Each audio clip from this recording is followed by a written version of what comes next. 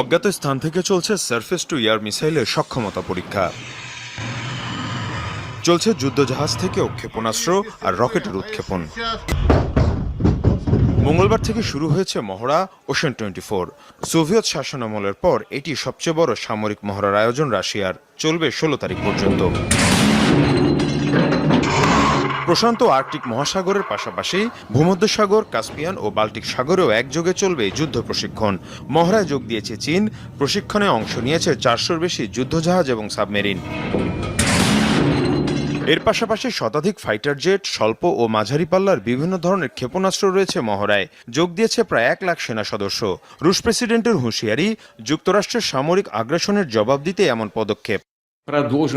Russia এবং চীনকে আটকানোর অজুহাতে যুক্তরাষ্ট্র এবং এর মিত্ররা বিশ্বের বিভিন্ন অঞ্চলে সামরিক উপস্থিতি বৃদ্ধি করছে।